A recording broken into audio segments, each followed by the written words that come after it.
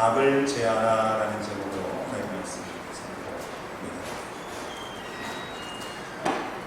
지금부터 2년 반 전에 영국의 런던 대학교에서 연구팀에서 범죄의 고의성, 고의적으로 범죄를 하는 것에 대한 아주 이색적인 연구 보고를 내놨습니다. 20대, 30대 되는 젊은 사람들 40명을 대상으로 밀수품이 들어있는 가방을 가지고 보안 검색대를 통과하게 하는 그런 실험이었습니다. 참가자들은 여러 개의 가방 가운데 하나를 들어서 검색대를 들고 통과해야 되는 실험이었던 것이죠. 그 중에 몇몇 사람들에게는 밀수품이 그 가방에 있는지 없는지를 가르쳐 주었고, 몇몇 사람들에게는 그것을 아무것도 가르쳐 주지 않았습니다. 그들은 그 가방을 든 채로 검색대를 통과하게 됩니다. 이때 그 사람들의 뇌의 반응을 fMRI, 우리가 MRI라고 하죠. MRI 사진으로 찍어서 보았는데, 놀랍게도 밀수품이 들어있는 것을, 그리고 들어있지 않는 것을 알고 통과했던 사람과 전혀 알지 못한 사람의 뇌 사진이 찍혀져 있는 모습이 너무나 달랐다고 하는 것이죠. 여러분, 무엇을 얘기하는 것일까요? 고의적으로 범죄를 짓는 사람과 고의적이지 않은 가운데 범죄를 짓지 않은 사람들의 상황, 그 사람들의 뇌 사진을 통해서도 어느 정도 그 사람들을 식별해낼 수 있는 가능성에 대해서 얘기를 해주는 것 아니겠습니까? 재미있는 것은요, 보안 검색 때 사람이 있느냐 없느냐에 따라서 그 차이는 훨씬 더 커졌다는 것입니다. 즉, 사람들은요, 다른 사람이 감시를 하고 있을 때 고의적으로 범죄를 저지를 경우 뇌에서 큰 반응들이 일어난다고 하는 것입니다. 물론 이 실험, 범죄의 고의성을 확인하는 데는 아직까지 일반적으로 활용되고 있지는 않다고 합니다. 더 많은 연구가 필요하다고 합니다. 하지만 범죄의 고의성을 확인할 수 있는 가능성을 열어준 실험이다라는 것에 모두가 동의하는 내용인 것이죠. 여러분, 한국에서 지난 몇 년간 가습기 살균제 문제에 대해서 화제가 되었던 것을 여러분들은 기사를 통해서 아마 아시는 분들이 많이 계실 거라고 생각을 합니다. 그 사건도 가습기 살균제 이 회사가, 그리고 관련됐던 기관들이 그 위험성을 알고도 판매하게 했는지, 아니면 그 사실까지는 전혀 몰랐는지, 이것이 계속해서 이슈가 되었습니다. 여러분, 이처럼 범죄에 있어서 고의적이냐 그렇지 않느냐는 너무나 중요한 문제라고 하는 것이죠. 왜 그렇습니까?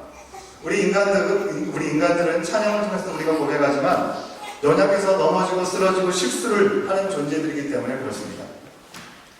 하나님은 우리가 실수하는 것, 그냥 실수를 한 것인지 고의적으로 이걸 불순종해서 거역한 것인지 하나님은 너무나도 분명하게 아신다는 것입니다. 성경도 죄에 관해서 말씀을 할 때 고의적이냐 우발적이냐 분명히 나누어서 말하는 것을 우리는 확인할 수 있습니다. 여러분, 인류의 첫 범죄자 누구입니까? 아담과 하와를 우리는 생각해 볼 수 있습니다. 그렇죠? 아담과 하와에게 하나님께서 모든 것들을 허락해 주셨습니다.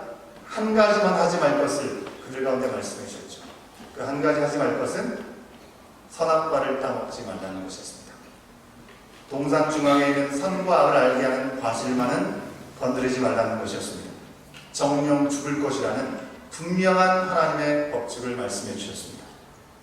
하나님의 분명한 규칙을 알려주셨지만 다 알고도 고의적으로 그것을 어긴 사람들이 아담과 하와였습니다. 아무리 하나님이 주신 여자 때문에, 뱀 때문이라고 핑계를 대지만 그것은 이유가 될 수 없습니다. 왜냐하면 하나님께서 분명히 하지 말 것을 먼저 그들 가운데 이야기하셨기 때문이죠. 아담과 하와의 아들 가인은 또 어떻습니까? 분명 그 마음이 선하지 않음을 하나님께서 아시고 죄를 다스릴 수를 알아야 된다는 말씀을 주셨습니다. 하지만 그는 죄악의 지배를 받아서 최초의 살인자가 되고 말았습니다. 그의 동생을 죽이고 만 것이죠. 이 또한 고의적인 범죄였습니다. 시대를 한참 뛰어넘어가 볼까요? 여러분, 가룟 유다는 어떻습니까? 예수님에 대해서 그가 잘못 오해했고 실수했기 때문에 예수님을 30에 은 30에 내어 판 것입니까? 예수님께서 잡히시던 날 밤에 제자들과 함께 마가의 다락방에서 마지막 최후의 만찬을 하실 때 이미 가룟 유다에게 경고해 주시고 말씀해 주셨습니다. 이 가운데 예수님 당신을 팔자가 있다고 말씀하셨고 나와 함께 손을 신 거기에 같이 손을 담그는 자가 바로 팔자라고까지 분명히 알려주셔서 가룟 유다는 이미 알고 있었던 것이죠. 분명한 주님의 경고하심이 있었음에도 불구하고 그는 결국 그 일을 그대로 저지르고 맙니다. 아무것도 모르는 순박하고 억울한 죄인이 아니고요, 주님의 경고를 무시한 아주 고의적인 범죄임을 우리는 부인할 수 없습니다. 여러분, 빌라도는 어떻습니까? 그는 예수님께 진리가 무엇인지를 여쭙습니다. 그것이 정말 순수한 마음으로 여쭙다고 생각을 합니다. 많은 유대인들이 지도자들이 예수님을 십자가에 못 박아 죽이고자 데려왔을 때 빌라도는 따로 예수님과 대면하는 시간을 가졌습니다. 진리가 무엇이냐고 물을 정도로 예수님이 무죄하신 분이라는 사실을 그는 심중으로 분명히 이미 알고 있었습니다. 유대인들이 지금 다부치면서 말하는 그런 분이 아님을 알았기 때문에 그가 십자가에 내주면서 했던 행동을 여러분 기억하시죠? 그들과 그들의 자손들에게 죄를 돌리고자 자기 손을 씻고 그 일에 대해서 나는 아무런 죄가 없다라고 그렇게 얘기했습니다. 그리고 예수님을 십자가형에 내주었습니다. 그에게 예수님께서 의로운 분이라는 것을 마음적으로 알게 해주셨습니다. 그리고 그 일들을 멈출 수 있는 권한과 능력이 빌라도에게는 분명히 있었습니다. 그런데 그 막을 수 있는 권위와 판단력이 분명히 있었음에도 불구하고 수많은 사람들이 난동을 부릴까봐 무서워서 무죄한 예수님을 죄인으로 만들어버렸습니다. 스스로 이 일은 아무 관련이 없다라고 그렇게 주장했지만 여러분, 2000년의 교회 역사 속에서 우리는 무엇을 지금 함께 고백하고 있습니다. 우리가 신앙 고백을 통해서 우리 함께 좀 전에도 고백했던 것처럼 이 빌라도의 고의적인 범죄를 신앙 고백 안에서 고발하고 우리는 예배를 드리고 있습니다. 이처럼 성경 속에서 고의적인 범죄를 저지른 이들 형벌을 받고 심판을 받는 이야기는요, 여러분 어렵지 않게 우리가 쉽게 찾아볼 수 있는 내용입니다. 그들이 개인이 되었든지 부부가 되었든지 나라와 민족이 되었든지 알고 저지른 모든 죄에 대해서 그들은 모두 한결같이 하나님의 심판을 받았습니다. 하나님께서 고의적인 죄를 미워하시는 것, 그때나 지금이나 조금도 변함이 없으십니다. 우리를 사랑하셔서 모든 죄에서 구원하시기 위해서 예수님을 보내신 그 아버지 하나님께서 예나 지금이나 죄를 미워하시고 죄에 대해서 가증히 여기고 계시다고 하는 것입니다. 죄로부터 우리가 용서받는 길을 열어주셨다고 해서 그런 우리를 생각해서 우리가 지은 죄까지도 아무것도 아닌 것처럼 여기지 않으신다는 것입니다. 우리를 용서하셨지만 죄는 여전히 너무도 미워하십니다. 그토록 죄를 미워하시기 때문에 죄로부터 우리를 건지시려고 아들을 십자가에 내어 주셨습니다. 형벌을 받게 하셨습니다. 여러분, 오늘 말씀에서 하나님은 이스라엘 백성들에게 악을 제하고 거룩할지니라 라고 명령해 주고 있습니다. 우리가 계속 신명기의 말씀을 묵상하고 있습니다. 하나님께서 약속하신 가나안 땅을 눈앞에 두고 이제 그 땅에 들어가게 된 그들에게 유언과 같은 말씀으로 하나님께서 지금 주시고 계시는 이 모든 말씀이 얼마나 중요한지 모르겠는데 오늘 우리 가운데 주시는 말씀을 통해서 악을 제하고 거룩할지니라 말씀하시는 그 의미가 과연 무엇일까요? 고의적인 죄악을 제거할 것을 분명히 말씀하십니다. 하지만 그 말씀을 하시기 전에 1절에서 분명히 말씀하십니다. 흠이나 악질이 있는 소와 양은 아무것도 내 하나님 여호와께 드리지 말지니라고 말씀하고 있습니다.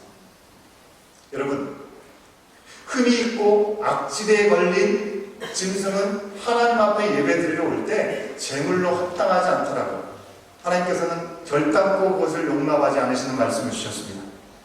무엇을 얘기하고 싶으셨던 걸까요? 제물이나 제사에 대해서 그것을 철저히 잘 지키는 것 물론 중요하죠. 하지만 그 속에 담겨져 있는 하나님께서 주시는 말씀은 이스라엘이 지켜야 될 거룩함을 강조하기 위함이었음을 우리는 분명히 기억해야 되겠죠. 흠이 있는 제물을 미워하신다는 것. 여러분, 구약시대에 예배를 드리기 위해서는 반드시 그 사람이 지은 죄를 해결하고 하나님께 나갈 수 있었습니다. 그래서 짐승의 제물이, 제사 제물이 꼭 필요했던 것이죠. 하나님은 고의적으로 죄를 짓는 그들에게 그 죄를 허용하시고 그냥 받아들이시지 않고 모든 죄 문제를 분명하게 하나님께서 생각하시고 그들과 하여금 돌아보게 하시고 하나님 앞에 다시금 온전한 사람으로 서게 하시기 위해서 내 눈앞에 있는 여러 가지 짐승 가운데 눈에 내키는 대로 마음에 드는 대로 이거 좋네, 이거 가지고 하나님께 제물을 드려야지, 그러지 않도록 하셨습니다. 그 제물은 바로 나의 죄를 위해서 대신 죽어야 될 희생양이기 때문에 내가 죽는 심정으로 나의 모든 연약함들을 돌아보는 마음으로 그 짐승에게 어떤 흠이 있는지 모든 부분들을 세세하게 돌아볼 수 있어야 되겠고, 어떤 병에 걸리지는 않았는지 돌아보는 가운데 그는 자기 자신은 어떠한지를 돌아볼 수 있도록 하나님은 그 시간을 허락하셨다는 것입니다. 이어진 2절 이하의 말씀에서 이제 그들이 저지를 수 있는 대표적인 범죄에 대해서 하나님께서 언급하십니다. 그들의 인생에 흠과 얼룩이 되어지고 또 그들의 인생을 무너뜨릴 수 있는 죄악에 대해서 하나님은 경고하십니다. 바로 그 죄는 우상숭배를 얘기하고 계시죠. 여러분, 우상숭배에 대해서 내 하나님 여호와의 목전에 악을 행하여 그 언약을 어긴 일이라고 분명히 2절에서 말씀하고 있습니다. 여러분, 이것이 무슨 말씀일까요? 다시 말하면 여호와 하나님이 다 보고 아시는데도 그분의 언약을 범하기 위해서 했던 범죄를 말하고 있는 것입니다. 우상숭배는 단순히 하나님으로부터 멀어진 사건, 그것만을 얘기하는 것이 아니라 하나님께서 먼저 주시고 이미 주신 그 언약의 말씀을 내 기호에 따라 살기 원하는 마음 때문에 그것을 외면해버린, 내가 고의적으로 지었던 죄에 대한 대표적인 하나의 예가 바로 우상숭배라는 것을 말씀하고 있는 것이죠. 하나님의 언약을 대놓고 무시하고 내 마음대로 내 뜻대로 살려고 하는 그 죄가 우상숭배로 표현되는 것입니다. 하나님 분명 말씀하셨습니다. 먼저 이스라엘 백성에게 알려주셨습니다. 출애굽한 이스라엘 백성들에게 3개월 만에 도착했던 시내산 앞에서 그들에게 제안하셨습니다. 너희가 나의 백성이 될 것이냐? 거룩한 나라, 제사장 나라가 될 것이냐? 너희가 그것을 수용하게 되면 내가 너를 영원토록 지킬 것이다. 그 약속 가운데 하나님께서 주신 것이 십계명 아니겠습니까? 십계명의 2계명에 하신 말씀은 바로 나 외에 다른 신에게 절하지도 말고 어떤 형상도 만들지 말고 절하지도 말라라고 이미 알려주셨습니다. 이런 우상숭배라는 아주 고의적인 범죄, 이것을 어떻게 다뤄야 할지 예로 말씀을 들어서 해주고 계시는 것이죠. 이스라엘이라고 하는 나라, 하나님께서 선택하신 신앙과 삶의 공동체입니다. 그들이 첫 번째로는 죄악을 어떻게 다뤄야 될지를 알려주시기 위해서, 그리고 두 번째, 그 악을 제하고 거룩함을 유지하도록 하기 위해서, 마지막으로 그리해서 참된 예배를 회복하기 위해서 그들에게 이 고의적인 범죄를 어떻게 다뤄야 되는지 오늘 말씀에서 얘기해주고 계시는 것입니다. 여러분, 오늘날 많은 교회, 많은 그리스도인들이 죄의 문제는 외면한 채로 열심을 다해서 주의 몸된 교회를 섬기는 모습들을 보게 됩니다. 그러나 참된 예배라고 하는 것은 결코 우리들의 열심만으로 이루어질 수 없다는 것이죠. 오늘 1절 말씀에서 하나님은 많은 수의 짐승들을 하나님께 바치라고 절대로 그렇게 얘기하지 않으셨습니다. 숫자는 상관이 없고요. 드릴 때 흠과 악질이 없는 예물을 원하셨다는 그 말씀을 우리는 기억하면서 그것을 주목하여 보면서 우리의 참된 예배의 회복을 위해서 죄의 문제에 대해서 우리는 더 깊이 생각할 수 있어야 되는 것이고, 악을 제거하고 거룩함을 유지하는 길을 오늘 말씀에서 우리는 배울 수 있다는 것입니다. 먼저 죄를 다루는 방법에 대해서 첫 번째는요, 죄를 엄중히 대해야 된다고 말씀하고 있습니다. 한번 따라 하시겠습니다. 엄중히 대해야 한다. 우리가 죄에 대해서 어떻게 대하느냐? 엄중히 대해야 된다는 것입니다. 5절 말씀에서 악을 향한 남녀가 있을 때 우상숭배를 향한 사람들이 모여지면 돌로 쳐 죽이라고 말씀하고 있습니다. 우리가 이 말씀을 보면 하나님은 분명 사랑의 하나님이신데 어떻게 돌로 쳐 죽이라고 얘기까지 하시나? 하나님 안 믿었다고 너무 심하신 거 아닌가라고 우리가 생각할 수 있지만, 하나님은 누구보다도 이 죄의 심각성, 이 죄의 전염성을 가장 잘 알고 계셨기 때문에 그냥 내버려 두실 수 없으셨다고 하는 것이죠. 이런 죄의 심각성이 얼마나 심각한지 모른 채 그냥 하나님의 처벌이 너무나 심하다고 우리가 얘기한다고 한다는 것은, 그것은 우리가 저지른 그 죄의 심각성이 얼마 정도 심각한 것인지 우리가 잘 느끼지 못하기 때문에 생각하는 모습일 것입니다. 이 말씀을 통해서 하나님께서 관심은 딱 한 가지입니다. 목적은 딱 한 가지입니다. 7절 말씀 하반절에서 나온 대로 너희 중에 악을 제거하는 것이다 라고 얘기합니다. 7절 말씀 맨 마지막에 말씀해 보면 그렇게 얘기하고 있죠. 너희 중에서 악을 제할지니라 라고 말씀하고 있습니다. 악을 누구에서 제하느냐? 바로 너희 중에서라고 말씀하고 있다는 것입니다. 여러분, 지난주에 제가 말씀을 드리면서 주일 예배를 지켜드리는 것 누구를 위한 거라고 말씀을 드렸습니까? 기억하십니까? 하나님을 위한 것이 아니고 목사를 위한 것이 아니고 누군가 교회를 잘 참여하도록 격려하는 정원직이나 정원 인도자를 위한 것이 아니라 바로 나를 위한 것이라는 말씀을 드렸어요. 죄에 대해서 엄중해야 되는 것도 하나님을 위한 것이나 다른 누구를 위한 것이 아니라 바로 우리 자신을 위한 거라고 하는 것입니다. 우리가 죄의 다스림을 받고 하나님과 멀어져서 영원한 심판의 멸망의 길로 가지 않도록 하나님의 우리를 붙잡으시고 우리를 온전히 구원하시기 위한 그 진심은요, 우리 위해서 죄에 대해서 엄중할 것을 경고하시는 말씀으로 표현되고 있는 것입니다. 여러분 생각해 보십시오. 하나님은 사실 노아 때와 같이 죄가 관영해 있는 이 땅 가운데 물로 한 번에 싹쓸이해서 심판하실 수도 있으신 분 아시겠습니까? 그러나 하나님께서 선택하신 방법은 전혀 차원이 다른 방법으로 우리 가운데 다가왔습니다. 우리를 사랑하시는 그 사랑의 표현은요, 당신이 제 인간이 되어주셔서 다시 그런 심판을 하지 않으시고 예수님이 대신 우리 대신 십자가에 달려 형벌을 받으심으로 우리는 믿기만 하면 하나님의 자녀, 다시금 회복의 자리에 나갈 수 있는 은혜의 자리를 우리 가운데 베풀어 주셨다는 것입니다. 너무나 힘들고 복잡한 길을 하나님은 열어주셨고 그 일을 행하셨습니다. 그런데도 하나님을 믿는다고 십자가의 보혈을 의지한다고 믿는 우리들은 어떻습니까? 너무나 이기적으로 어리석어서 우리가 그 죄의 결과에 대해서 십자가를 지지 않았다는 이유 때문에 그 십자가의 무게가 얼마나 큰지를 우리는 잘 알지 못하는 것이죠. 그래서 죄의 심각성을 알지 못한 채 지금도 여전히 우리는 죄에 대해서 적당히 타협하고 죄와 함께 지내는 모습들이 우리 가운데 있지 않습니까? 세상은 점점 노아 때와 같이 사사기에 나오는 그런 평가와 같이 자기의 소견에 오른 대로 죄악에 관영한 세대 가운데 우리 살아가고 있습니다.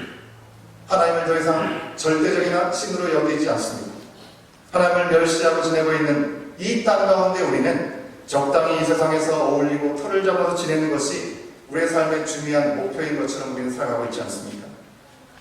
내가 사람인데 내가 무엇을 할 수 있겠는가?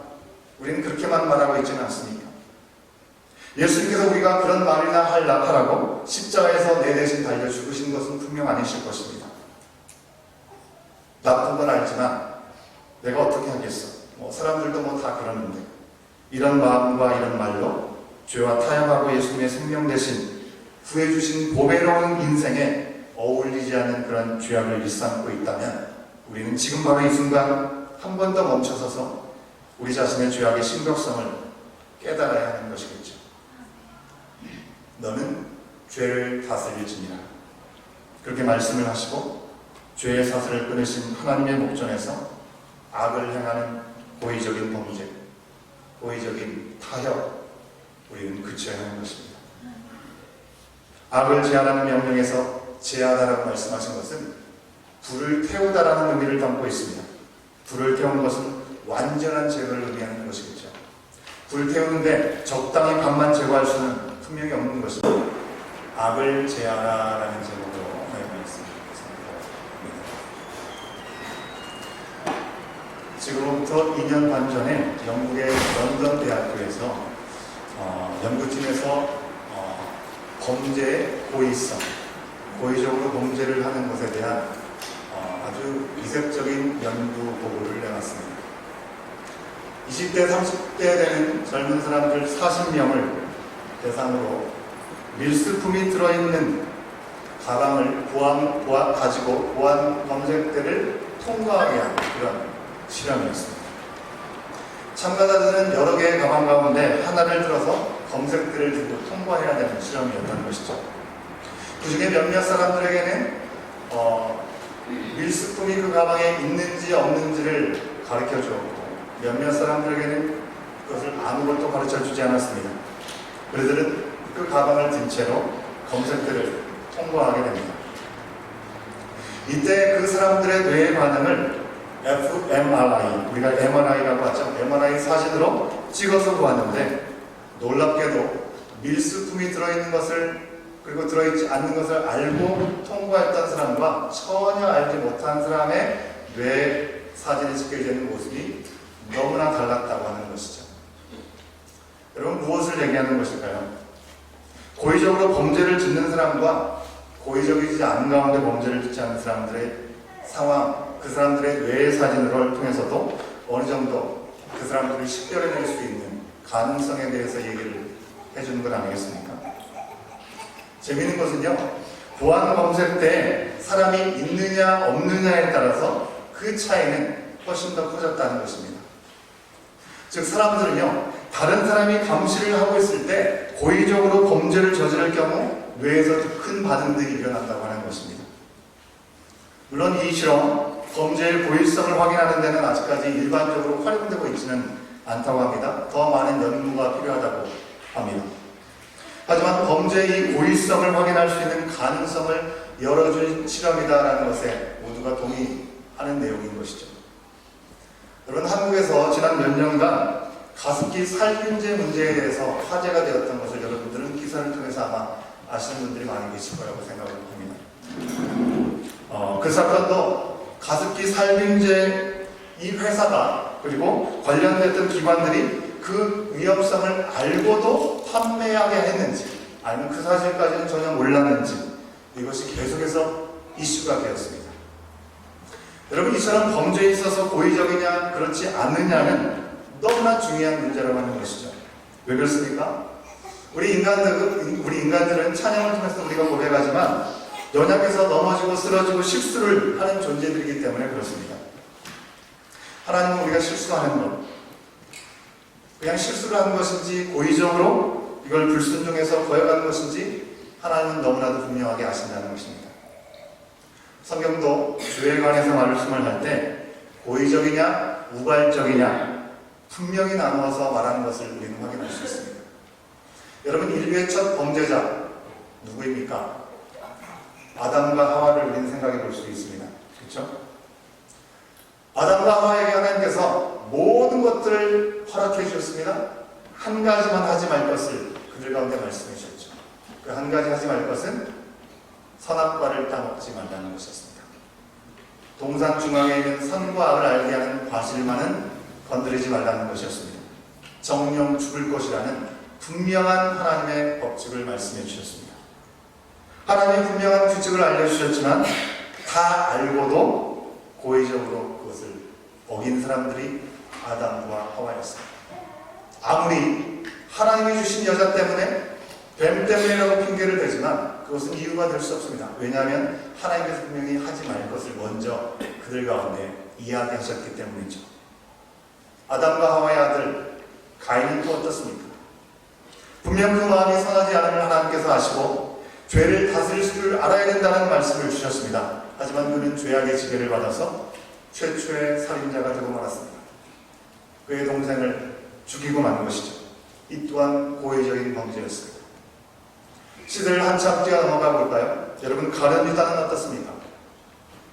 예수님에 대해서 그가 잘못 오해했고 실수했기 때문에 예수님을 30에 근 30에 내어판 것입니까?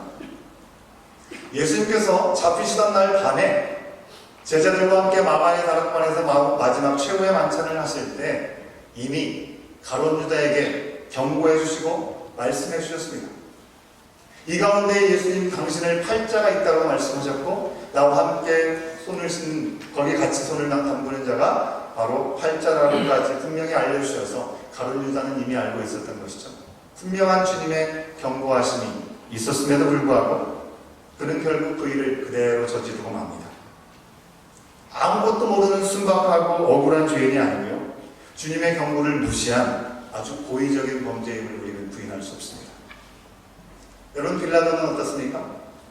그는 예수님께 진리가 무엇인지 여쭙습니다. 그것을 정말 순수한 마음으로 여쭙다고 생각을 합니다. 많은 유대인들이 지도자들이 예수님을 십자가에 못 박아 죽이고자 데려왔을 때 빌라도는 따로 예수님과 대면하는 시간을 가졌습니다. 진리가 무엇이냐고 물을 정도로 예수님이 무죄하신 분이라는 사실을 그는 심중으로 분명히 이미 알고 있었습니다. 유대인들이 지금 다구치면서 말하는 그런 분이 아님을 알았기 때문에 그가 십자가에 내주면서 했던 행동을 여러분 기억하시죠? 그들과 그들의 자손들에게 죄를 돌리고자 자기 손을 씻고 그 일에 대해서 나는 아무런 죄가 없다라고 그렇게 얘기했습니다. 그리고 예수님을 십자가형에 내주었습니다. 그에게 예수님께서 의로운 분이라는 것을 마음적으로 알게 해주셨습니다. 그리고 그 일들을 멈출 수 있는 권한과 능력이 빌라도에게는 분명히 있었습니다. 그런데 그 막을 수 있는 권위와 판단력이 분명히 있었음에도 불구하고 수많은 사람들이 난동을 부릴까봐 무서워서 무죄한 예수님을 죄인으로 만들어버렸습니다. 스스로 이 일은 아무 관련이 없다라고 그렇게 주장했지만 여러분 2000년의 교회 역사 속에서 우리는 무엇을 지금 함께 고백하고 있습니다. 우리가 신앙 고백을 통해서 우리 함께 좀 전에도 고백했던 것처럼 이 빌라도의 고의적인 범죄를 신앙 고백 안에서 고발하고 우리는 예배를 드리고 있습니다. 이처럼 성경 속에서 고의적인 범죄를 저지른 이들 형벌을 받고 심판을 받는 이야기는요, 여러분 어렵지 않게 우리가 쉽게 찾아볼 수 있는 내용입니다. 그들이 개인이 되었든지 부부가 되었든지 나라와 민족이 되었든지 알고 저지른 모든 죄에 대해서 그들은 모두 한결같이 하나님의 심판을 받았습니다. 하나님께서 고의적인 죄를 미워하시는 것 그때나 지금이나 조금도 변함이 없으십니다. 우리를 사랑하셔서 모든 죄에서 구원하시기 위해서 예수님을 보내신 그 아버지 하나님께서 예나 지금이나 죄를 미워하시고 죄에 대해서 가증히 여기고 계시다고 하는 것입니다. 죄로부터 우리가 용서받는 길을 열어주셨다고 해서 그런 우리를 생각해서 우리가 지은 죄까지도 아무것도 아닌 것처럼 여기지 않으신다는 것입니다. 우리를 용서하셨지만 죄는 여전히 너무도 미워하십니다. 그토록 죄를 미워하시기 때문에 죄로부터 우리를 건지시려고 아들을 십자가에 내어주셨습니다. 형벌을 받게 하셨습니다. 여러분 오늘 말씀에서 하나님은 이스라엘 백성들에게 악을 제하고 거룩할지니라 라고 명령해주고 있습니다. 우리가 계속 신명기의 말씀을 묵상하고 있습니다. 하나님께서 약속하신 가나안 땅을 눈앞에 두고 이제 그 땅에 들어가게 된 그들에게 유언과 같은 말씀으로 하나님께서 지금 주시고 계시는 이 모든 말씀이 얼마나 중요한지 모르겠는데 오늘 우리 가운데 주신 말씀을 통해서 악을 제하고 거룩할지니라 말씀하시는 그 의미가 과연 무엇일까요? 고의적인 죄악을 제거할 것을 분명히 말씀하십니다. 하지만 그 말씀을 하시기 전에 1절에서 분명히 말씀하십니다. 흠이나 악질이 있는 소와 양은 아무것도 내 하나님 여호와께 드리지 말지니라고 말씀하고 있습니다. 여러분 흠이 있고 악질에 걸린 짐승은 하나님 앞에 예배드리러 올 때 제물로 합당하지 않더라고 하나님께서는 결단코 그것을 용납하지 않으시는 말씀을 주셨습니다. 무엇을 얘기하고 싶으셨던 걸까요? 제물이나 제사에 대해서 그것을 철저히 잘 지키는 것 물론 중요하죠. 하지만 그 속에 담겨져 있는 하나님께서 주시는 말씀은 이스라엘이 지켜야 될 거룩함을 강조하기 위함이었음을 우리는 분명히 기억해야 되겠죠. 흠이 있는 제물을 미워하신다는 것. 여러분 구약시대에 예배를 드리기 위해서는 반드시 그 사람이 지은 죄를 해결하고 하나님께 나갈 수 있었습니다. 그래서 짐승의 제물이 제사 제물이 꼭 필요했던 것이죠. 하나님은 고의적으로 죄를 짓는 그들에게 그 죄를 허용하시고 그냥 받아들이시지 않고 모든 죄 문제를 분명하게 하나님께서 생각하시고 그들로 하여금 돌아보게 하시고 하나님 앞에 다시금 온전한 사람으로 서게 하시기 위해서 내 눈앞에 있는 여러 가지 짐승 가운데 눈에 내키는 대로 마음에 드는 대로 이거 좋네 이거 가지고 하나님께 제물을 드려야지 그러지 않도록 하셨습니다. 그 제물은 바로 나의 죄를 위해서 대신 죽어야 될 희생양이기 때문에 내가 죽는 심정으로 나의 모든 연약함들을 돌아보는 마음으로 그 짐승에게 어떤 흠이 있는지 모든 부분들을 세세하게 돌아볼 수 있어야 되겠고 어떤 병에 걸리지는 않았는지 돌아보는 가운데 그는 자기 자신은 어떠한지를 돌아볼 수 있도록 하나님은 그 시간을 허락하셨다는 것입니다. 이어진 2절 이하의 말씀에서 이제 그들이 저지를 수 있는 대표적인 범죄에 대해서 하나님께서 언급하십니다. 그들의 인생에 흠과 얼룩이 되어지고 또 그들의 인생을 무너뜨릴 수 있는 죄악에 대해서 하나님은 경고하십니다. 바로 그 죄는 우상숭배를 얘기하고 계시죠. 여러분, 우상숭배에 대해서 내 하나님 여호와의 목전에 악을 행하여 그 언약을 어긴 일이라고 분명히 2절에서 말씀하고 있습니다. 여러분, 이것이 무슨 말씀일까요? 다시 말하면 여호와 하나님이 다 보고 아시는데도 그분의 언약을 범하기 위해서 했던 범죄를 말하고 있는 것입니다. 우상숭배는 단순히 하나님으로부터 멀어진 사건, 그것만을 얘기하는 것이 아니라 하나님께서 먼저 주시고 이미 주신 그 언약의 말씀을 내 기호에 따라 살기 원하는 마음 때문에 그것을 외면해버린, 내가 고의적으로 지었던 죄에 대한 대표적인 하나의 예가 바로 우상숭배라는 것을 말씀하고 있는 것이죠. 하나님의 언약을 대놓고 무시하고 내 마음대로 내 뜻대로 살려고 하는 그 죄가 우상숭배로 표현되는 것입니다. 하나님 분명 말씀하셨습니다. 먼저 이스라엘 백성에게 알려주셨습니다. 출애굽한 이스라엘 백성들에게 3개월 만에 도착했던 시내산 앞에서 그들에게 제안하셨습니다. 너희가 나의 백성이 될 것이냐? 거룩한 나라, 제사장 나라가 될 것이냐? 너희가 그것을 수용하게 되면 내가 너를 영원토록 지킬 것이다. 그 약속 가운데 하나님께서 주신 것이 십계명 아니겠습니까? 십계명의 2계명에 하신 말씀은 바로 나 외에 다른 신에게 절하지도 말고 어떤 형상도 만들지 말고 절하지도 말라라고 이미 알려주셨습니다. 이런 우상숭배라는 아주 고의적인 범죄, 이것을 어떻게 다뤄야 할지 예로 말씀을 들어서 해주고 계시는 것이죠. 이스라엘이라고 하는 나라, 하나님께서 선택하신 신앙과 삶의 공동체입니다. 그들이 첫 번째로는 죄악을 어떻게 다뤄야 될지를 알려주시기 위해서, 그리고 두 번째, 그 악을 제하고 거룩함을 유지하도록 하기 위해서, 마지막으로 그리해서 참된 예배를 회복하기 위해서 그들에게 이 고의적인 범죄를 어떻게 다뤄야 되는지 오늘 말씀에서 얘기해주고 계시는 것입니다. 여러분, 오늘날 많은 교회, 많은 그리스도인들이 죄의 문제는 외면한 채로 열심을 다해서 주의 몸된 교회를 섬기는 모습들을 보게 됩니다. 그러나 참된 예배라고 하는 것은 결코 우리들의 열심만으로 이루어질 수 없다는 것이죠. 오늘 1절 말씀에서 하나님은 많은 수의 짐승들을 하나님께 바치라고 절대로 그렇게 얘기하지 않으셨습니다. 숫자는 상관이 없대요. 드릴 때 흠과 악질이 없는 예물을 원하셨다는 그 말씀을 우리는 기억하면서 그것을 주목하여 보면서 우리의 참된 예배의 회복을 위해서 죄의 문제에 대해서 우리는 더 깊이 생각할 수 있어야 되는 것이고, 악을 제거하고 거룩함을 유지하는 길을 오늘 말씀에서 우리는 배울 수 있다는 것입니다. 먼저 죄를 다루는 방법에 대해서 첫 번째는요, 죄를 엄중히 대해야 된다고 말씀하고 있습니다. 한번 따라 하시겠습니다. 엄중히 대해야 한다. 우리가 죄에 대해서 어떻게 대하느냐? 엄중히 대해야 된다는 것입니다. 5절 말씀에서 악을 행한 남녀가 있을 때 우상숭배를 행한 사람들이 보여지면 돌로 쳐 죽이라고 말씀하고 있습니다. 우리가 이 말씀을 보면 하나님은 분명 사랑의 하나님이신데 어떻게 돌로 쳐 죽이라고 얘기까지 하시나? 하나님 안 믿었다고 너무 심하신 거 아닌가라고 우리가 생각할 수 있지만, 하나님은 누구보다도 이 죄의 심각성, 이 죄의 전염성을 가장 잘 알고 계셨기 때문에 그냥 내버려 두실 수 없으셨다고 하는 것이죠. 이런 죄의 심각성이 얼마나 심각한지 모른 채 그냥 하나님의 처벌이 너무나 심하다고 우리가 얘기한다고 한다는 것은, 그것은 우리가 저지른 그 죄의 심각성이 얼마 정도 심각한 것인지 우리가 잘 느끼지 못하기 때문에 생각하는 모습일 것입니다. 이 말씀을 통해서 하나님께서 관심은 딱 한 가지입니다. 목적은 딱 한 가지입니다. 7절 말씀 하반절에서 나온 대로 너희 중에 악을 제거하는 것이다 라고 얘기합니다. 7절 말씀 맨 마지막에 말씀해 보면 그렇게 얘기하고 있죠.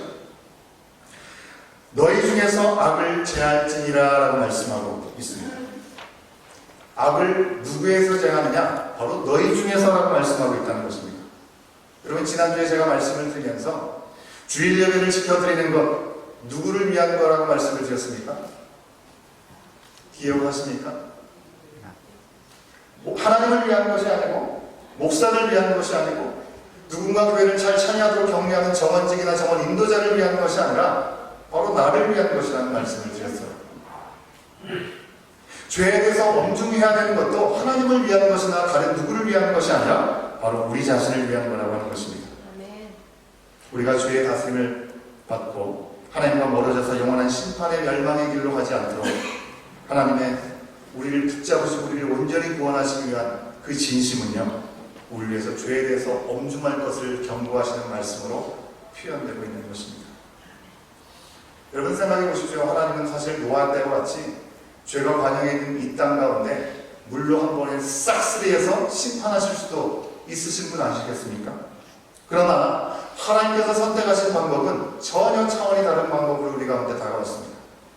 우리를 사랑하시는 그 사랑의 표현은요, 당신이 지 인간이 되어주셔서 다시 그런 심판을 하지 않으시고 예수님이 대신 우리 대신 십자가에 달려 형벌을 받으심으로 우리는 믿기만 하면 하나님의 자녀, 다시금 회복의 자리에 나갈 수 있는 은혜의 자리를 우리 가운데 베풀어 주셨다는 것입니다.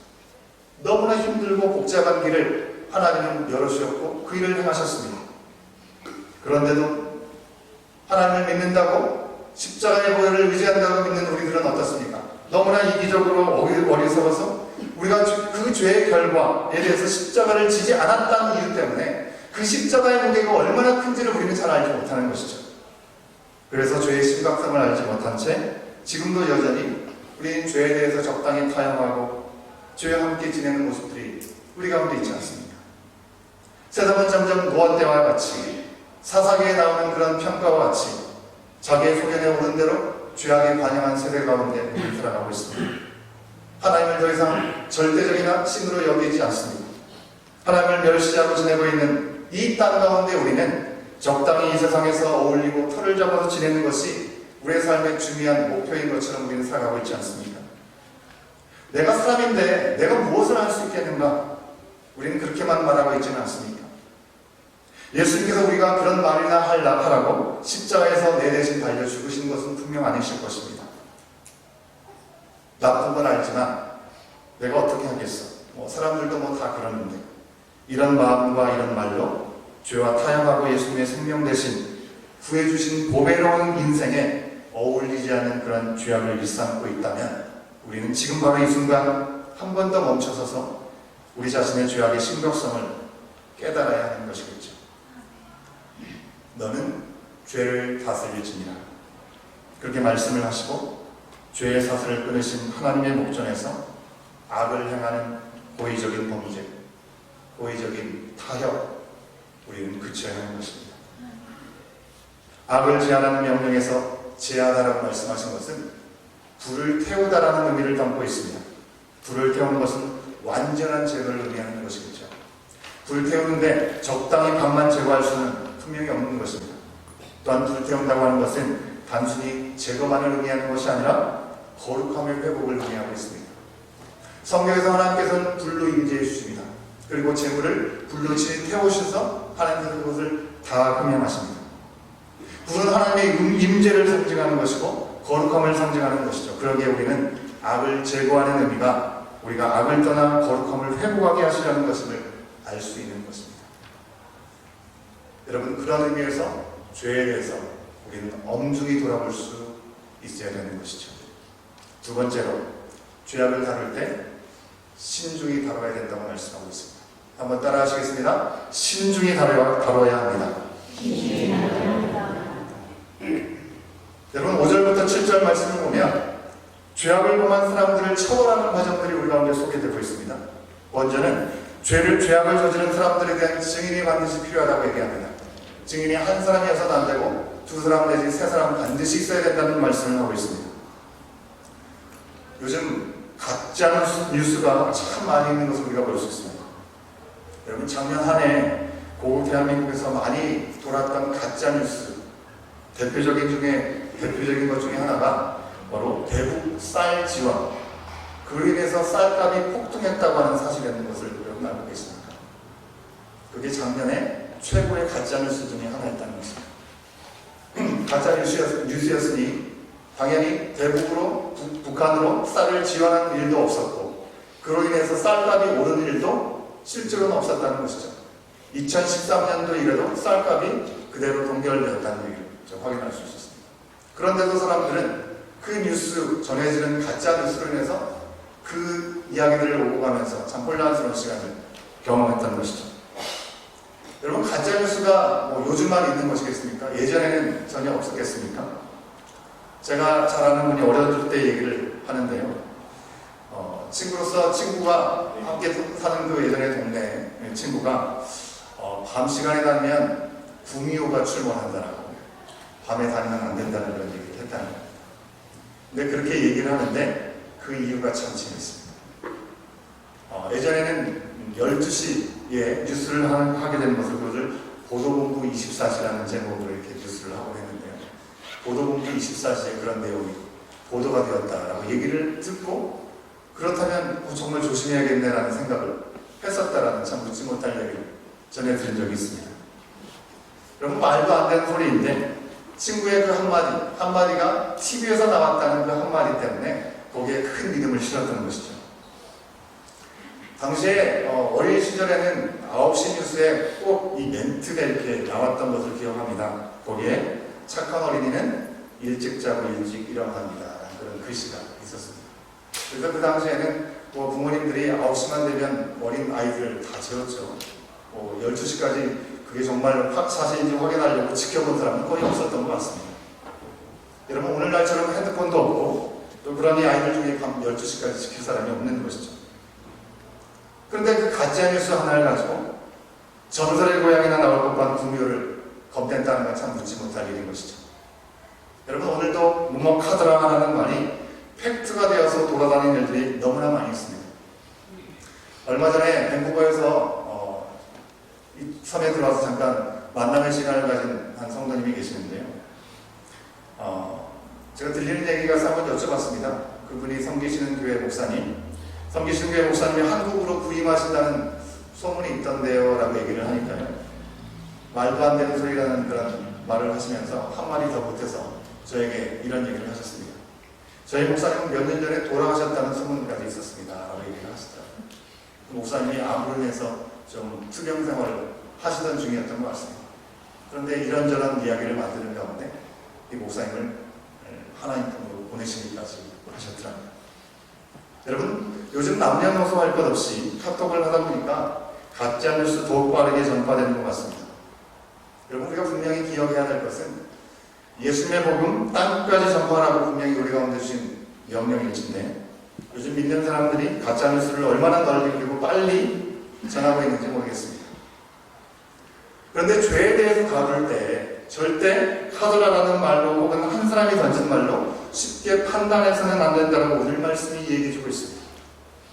죄는 엄중히 다룰 뿐만 아니라 신중하게 다뤄야 된다는 것을 말씀하고 있는 것이죠. 정말 우상숭배를 했는지 아닌지 두세 사람의 증인을 통해서 반드시 확인하라고 말씀하고 있습니다. 그리고 확인 후에 처벌하게 할 때 증언을 했던 그 증인들이 먼저 그 처벌을 시행해야 된다고 7절 말씀을 우리 가운데 이야기해 주고 있습니다.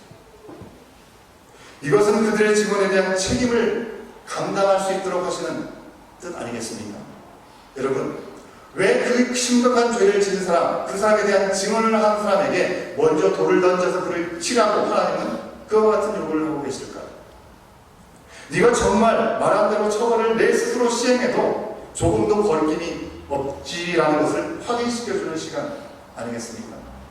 우리가 믿음을 고백하면서 여러 가지 대화 가운데, 만남 가운데 있을 때 우리가 내뱉는 말에 얼마만큼 책임을 지는 말씀들을 안고 있는지 돌아볼 수 있게 하는 그런 대목이 아닌가 생각합니다.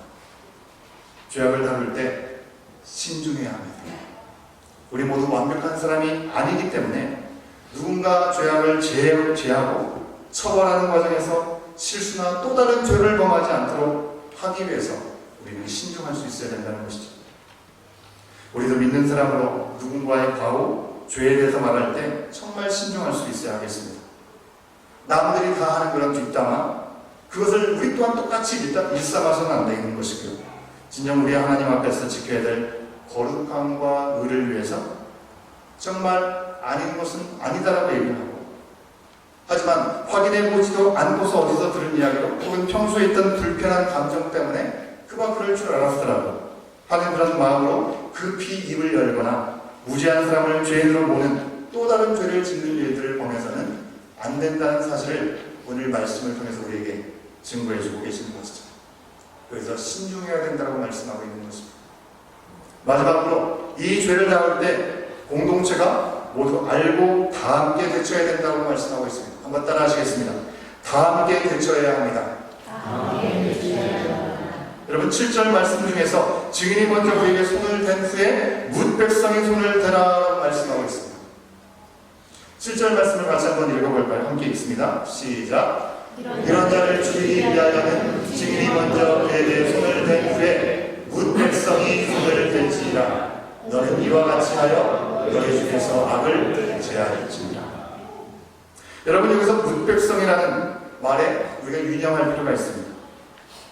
뭇 백성이라고 하는 것은 공동체의 모든 이론을 말하고 있는 것입니다. 우리가 여기서 손에 대한 표현을 하고 있는데요. 손을 대라고 말씀을 했을 때 그 손을 히브리어 문법에서는 단수로 표현하고 있습니다. 공동체 전체로 분명히 우리는 알고 있는데 그들의 손을 단수로 말하고 있는 이유는 무엇일까? 공동체 전체를 하나로 보고 있다고 하는 것입니다. 여러분 오늘날 신앙 공동체인 교회는 잘못에 대해서 일부러 리더십만을 우리가 안 채로 조용히 그 일들을 넘어가는 것이 미덕인 것처럼 우리가 여길 때가 있습니다. 실제로 그럴 수도 있겠죠. 하지만 오늘 말씀에서는 그것이 성경의 방법이 아니라고 분명히 얘기합니다. 목회자가 성적인 범죄를 행하고 리더십들이 재정적인 비리를 행하고 교회 안에 여러 가지 문제가 생기고 죄악이 있을 때 그것을 덮어버리고만 한다는 것이죠. 그런 일들이 있을 때 개인도 자신의 과오를 하나님과 사람 앞에 밝히지 못하게 되는 것이죠. 하지만 그것이 분명히 오늘 본문에서 말씀하신 것처럼 성경적이지 않다고 말씀합니다. 성경은 분명 죄의 문제를 개인의 문제로 끝낼 것이 아니라 공동체가 함께 알고 함께 대처하라고 알려주고 있습니다. 공동체가 함께 악을 제하고 거룩함을 지켜야 하기 때문에 그런 것이죠. 그렇지 않으면 교회에서만 이야기들이 오가고 사실이 확인되지 않은 채 예매하게 고통당하는 사람들도 생기게 되는 것이고 혹은 실제로 엄중히 다룰 죄의 문제도 무마되어서 공동체의 이 거룩함이 얼룩지게 되는 일들이 있다는 것입니다. 교회는 분명히 그리스도의 몸인데 사랑이라는 미명하에서 거룩함과 의로움을 잃어버리고 능력이 없어지고 눈치만 봐서는 안 되는 곳이 교회라는 것이죠. 하나님이 우리에게 그리스도 안에서 허락하신 사랑은 십자가의 사랑인 줄 믿습니다. 아멘? 아멘. 여러분 십자가의 사랑, 십자가는 어떻습니까? 헤아릴 수 없는 사랑의 자리가 바로 십자가의 자리이죠. 하지만 사랑만이 있는 자리가 아니라 죄에 대해서 엄중한 심판이 이루어진 형벌의 자리이기도 했다는 사실을 우리는 기억해야 합니다. 죄가 없으신 예수님께서 십자가에서 죽으셔야만 했던 형벌을 당하셨던 심판의 자리는 바로 우리가 져야 될 죄에 대한 값을 치르는 자리였습니다. 그렇게 십자가의 보혈의 은혜, 그 은혜 가운데 사랑받은 자녀가 된 우리들은 이 십자가의 길, 예수의 길을 걷기 위해서 죄에 대해서는 엄중하고 신중하며 그리스도의 몸된 교회 공동체가 함께 늘 민감하게 대처해야 한다는 것입니다. 여러분 오늘날 교회는 거룩함을 잃어버리고 세상보다 더하다는 손가락질을 받고 있습니다. 예수의 이름 때문에 받는 어쩔 수 없는 핍박이라면 모를진데 그렇지 않은 경우들이 너무나 많습니다. 실제로 교회 안에서 지켜야 되는 모습들을 잃어버리고 거룩함을 잃고 하나님이 미워하시는 죄를 일삼기에 낙인 찍혀버린 교회들의 모습은 참으로 통탄한 일이 아닐 수가 없습니다. 사랑하는 여러분, 우리가 하나님께 받은 사랑은 죄를 허용하는 무지한 사랑이 아닙니다. 하나님은 죄를 미워하시고 악을 제하라고 우리는 함께 죄악을 엄중하고 신중히 대처하면서 다 함께 하나님의 자녀다운 거룩함을 지키기 위해서 오늘도 이 죄에 대해서 민감해야 하는 것이죠. 여러분 예수님께서 이 땅에 오시기 전에는 우리 스스로 죄를 다스릴 수가 없었습니다.